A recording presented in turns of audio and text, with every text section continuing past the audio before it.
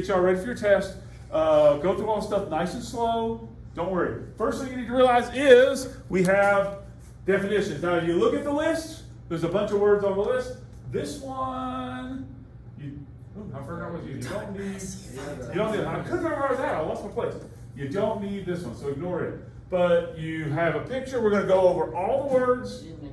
The first part of your test is matching definitions.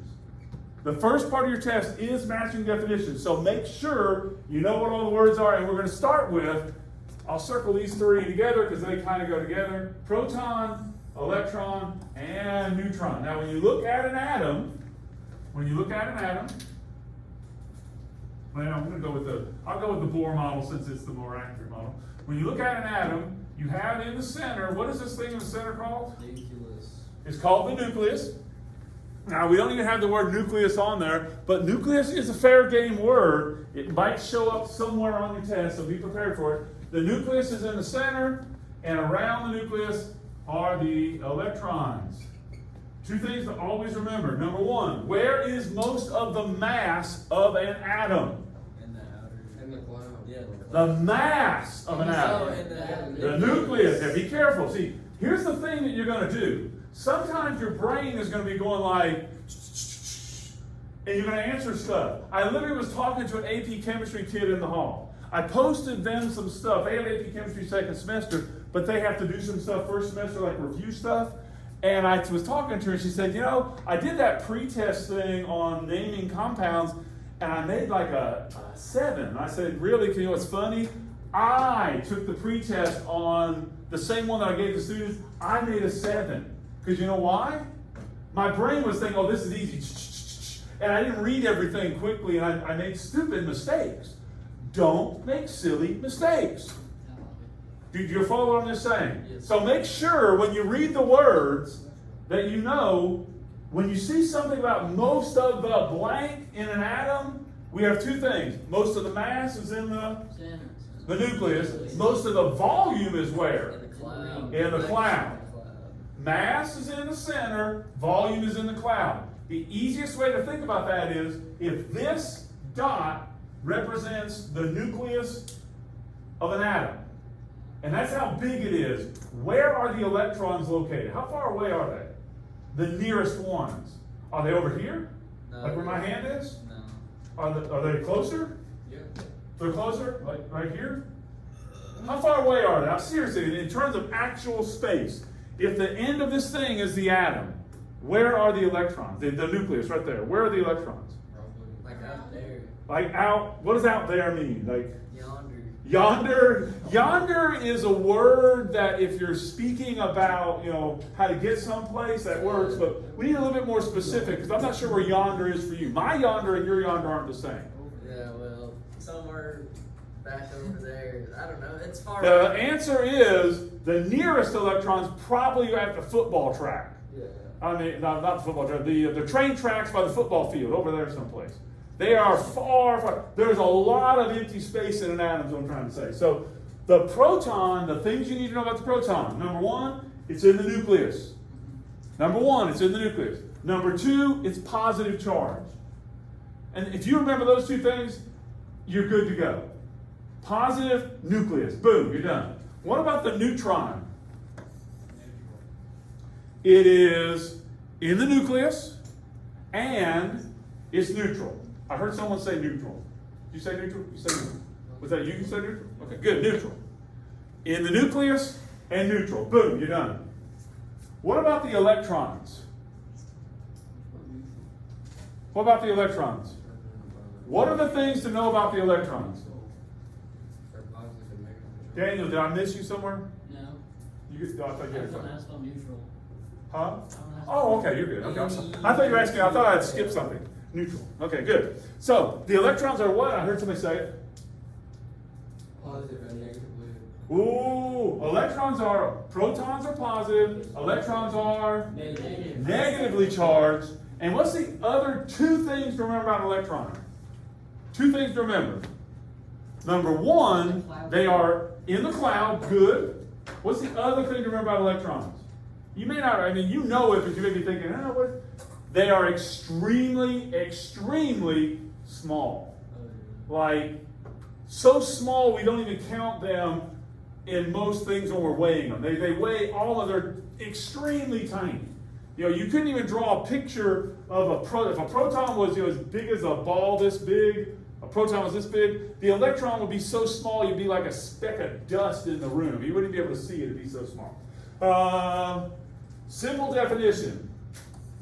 Atom. I mean, everybody knows what an atom is. Yeah. So when you read a definition for the word atom, you're not going to freak out. Somebody give me any definition of atom that's accurate, mind you. Don't say, somebody. Small particle of an element. Boom. Small particle of an element. Boom. That's good. That'll work. Smallest particle of material that you can't, if you break it down, it's no longer the same stuff. I mean, really, anything that says smallest particle of material is an atom. Now, I don't know, honestly, I know I made the test. I don't remember which 5 of them are on there, but these are all fair game. Now, when you look at mass number and atomic mass, I'm going to put these two in this mass number and atomic mass. This is a spot where you've got to be careful. I'm going to give you the easiest way to remember it. The mass number, number 1, is a whole number. It's a whole number. The mass number is a whole number. It is equal to the number of protons plus the number of neutrons.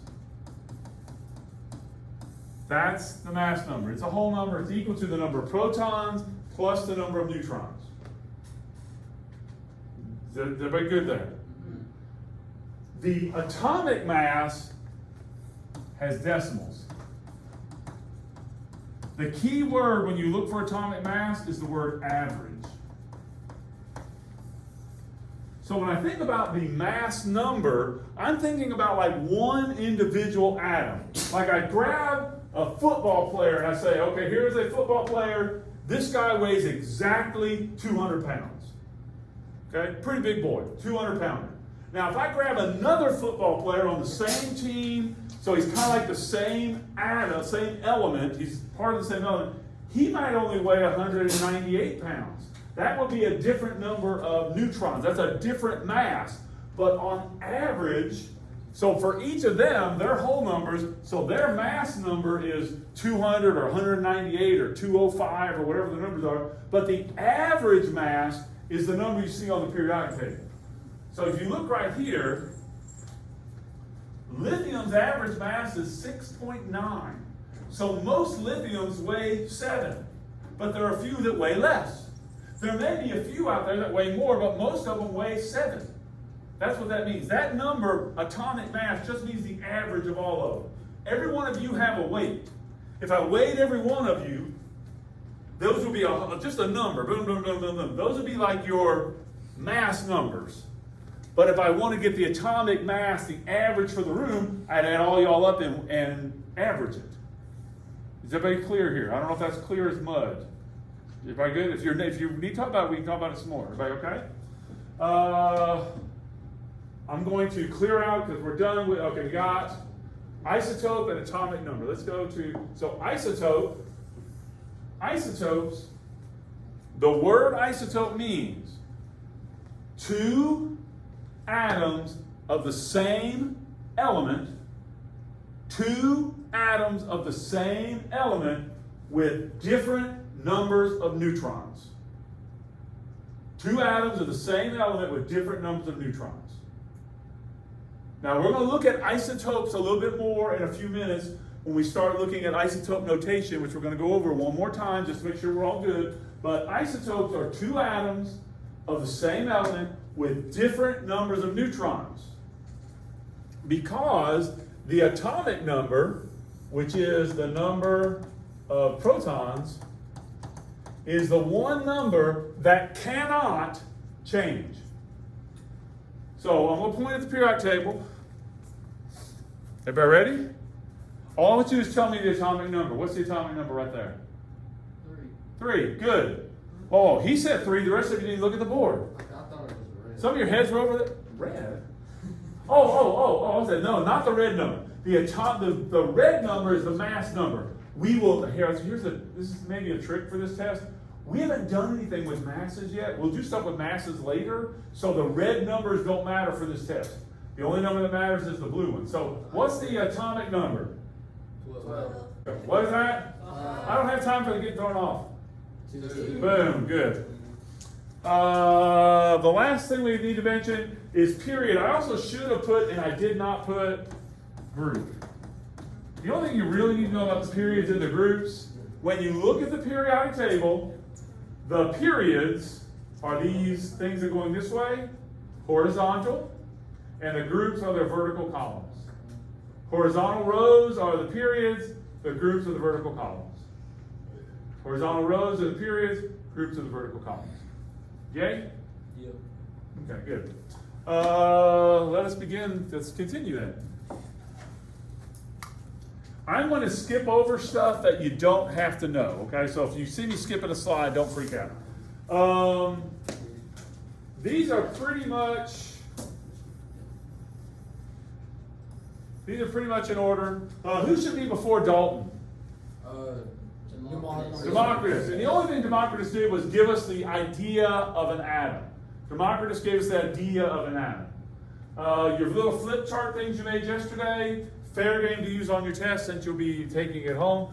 Dalton's model has what? Oh, it's a solid ball. Solid ball. No. Now look, don't get tricked. The cue ball, what was it? Billiard ball, cue ball.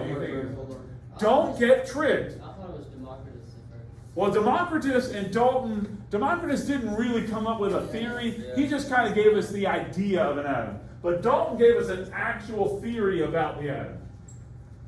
Don't get tricked by questions about Dalton. Like, let's say I say to you, where did Rutherford's electrons live?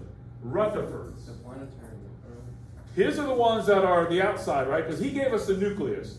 So Rutherford's electrons live on the outside. That's where Rutherford's electrons live. Rutherford's doesn't have. Where were Rutherford's protons? He didn't have protons. Oh, that was. So he had a nucleus only. He didn't know there were protons. See what I'm saying? Where were J.J. Thomson's electrons? in the plum pudding. In the plum pudding, floating around in it. Where were J.J. Thomson's protons? He didn't have protons. Y'all see the trick there? Yeah. Now, you're saying to yourself, wait a minute, that's mean teaching. It is, right? That says you're being mean. First off, it's multiple choice. So if you'll read all the choices, one of the choices will say, Thomson didn't have protons. You have to remember that if I ask you a question about Dalton and electrons, the answer is, Dalton didn't have electrons. Yeah. He just had a ball. There are no protons, no neutrons, no electrons. J.J. Thomson had plum pudding. There are electrons, no protons, no neutrons. Rutherford, he had a nucleus, but he didn't know what was in there. He knew it was positive, but he didn't have protons and neutrons. All that stuff comes later. Does that make sense? Everybody with me? What do we call Dalton's model? The Billiard ball. Thomson's model? Plum pudding. Tough one here. Rutherford's model? Gold foil. No, that was the Goldfoil experiment. What was his model called? He found the nucleus, so it's called the nuclear model. Yeah. Rutherford's is the nucleus. His has this, and the electrons going around the nuclear model. What about, what about Bohr? Bohr was the planetary one. Bohr was the planetary model. Boom, and you're done. Modern atomic theory and Bohr's model are pretty much in sync with each other. Modern atomic theory and Bohr's model are pretty much in sync with each other. Okay, now we got to play a little math game. Okay, let's take a little look-see at this. I'm going to let this soak in for just a second. And let's look at the things that are on here. We have atomic number, mass number, number of protons, number of neutrons, and number of electrons. Everybody see those things? Now, every bit of... Yes, ma'am? You want us to draw them? I just want you to look at it. I will post this. I can post the whole The whole slideshow I can post to Google Classroom if you remind me. But really that was what, because keep in mind, you won't be filling out something like this on your test, but you have to be able to answer questions kind of like it. So if I give you a hint, you should be able to figure out something else. Does everybody follow what I'm saying? Yeah. So this is kind of a harder way than it'll be on the test. The same information will be there, it just won't be in this harder format. So let's take a look at the first one. If I have an atomic number of 9, what does that tell me? The number of protons. See, the number of protons. So if this is a 9, how many protons are there? 9. Well, since everything we're dealing with is neutral, if there are 9 protons, how many electrons have to be there? 9. So I know the number of electrons is 9. Boom. What about the mass number? How do you get the mass number? The mass number is always equal to Protons plus. this one plus this one. So what is the mass number? 19. Boom. And guess what? If your brains can analyze those numbers and get those numbers right, then your brains can answer the weird questions I will ask you about that. Now, if I write this out as a symbol, first off, what element is 9? Look on the periodic table and figure it out. Which element is 9? Whatever F is. Fluorine. Whatever F is fine. As long as you can find the F, you'll be okay. Fluorine. F. So this will be written in isotope notation. Fluorine, what number goes down bottom? 18. Well, 19. A 9. What number goes up top? 19. 19. Now, if you see this notation, it means that exact same information right there. Now, once we take this test, are you ever going to see that notation again? Probably. No, not in here. Okay, we won't see it again. So just remember, squeeze it into your head, make sure you got it. You've got your study guide. If you turn to the second page of your study guide, it's got that picture on it, which explains that whole little notation thing. So don't get freaked out. That notation goes with this line right here. So take a look at number 2. Is there information enough for me to figure out what element that is? I need this one to figure out what element it is, don't You just need to subtract 7 from 15. I? I need this number. How am I going to get this number? Say it again. I heard somebody over here saying it. Subtract 7 from 14. So if this is 14 and this is 7, subtract the 2, what would that be? 7. So now I know what element it is. What element is that? It is what? It is nitrogen. That is nitrogen. So if this is 7, what is this guy? 7. And right here, what's the atomic number? 7. A little bit of repetition here, but we get the idea. Okay, I'm looking again. Is there a number here that lets me figure out what the atomic number is? 20. How did you know that? I mean, you said it so quick with confidence. Where'd you get it? The electrons are the same as protons. Yeah, this one and this one, since they're neutral, they have to be the same. So this is 20. This is 20. What is this one? 41, because this one, the mass number is always what I get when I add these two together, so it's 41. Now, do I need to pause and let this soak in, or is everybody feeling okay here? You good? Again, the good news for y'all is your test is online, so don't go freaking out. That won't happen again. Well, it might. I don't know. This virtual thing has got my schedule all messed up, so it might. But we're trying not to let it happen again. 13 here, so what goes here? 13. 13. And it also goes where? At the electrons, 13. Good. This is 27, this is the 13. What's the number of neutrons? How many? It's 14.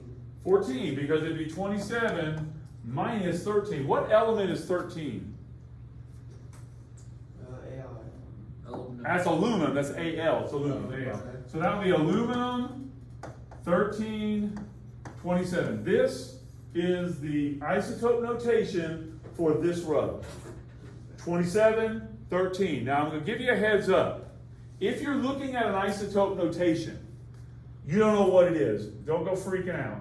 Just remember, the number that is the smallest number is got to be the number of protons. Don't get confused and ever think that can be 27 protons. The small, because the big number always has to be a sum because you have to add things together. Last row, what do you got? 26 here. 26. Where does Elson's 26 go?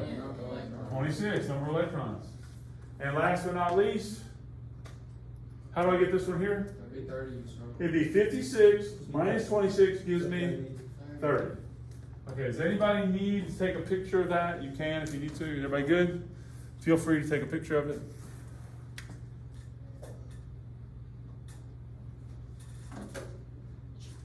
Everybody good? Yay? Okay, now prepare yourselves. This is not hard. Look at this. Now stop. This is isotope notation. You got to make it through one test. Get this isotope notation right. I'm not saying forget it, but I'm just saying it's not going to show up a whole lot later on. But if you understand it now, it'll help you with this atomic structure stuff we're doing. Protons is always which number? Bottom one. So that's a 6. And the protons and the electrons are the same, 6. How do I get the neutrons? 12. You add them 6 together. plus 6. Oh, where'd you get 12? You add them together. No. When you add them together, you get the mass number. So to get the number of neutrons, Subtract it from 13. I take the top number.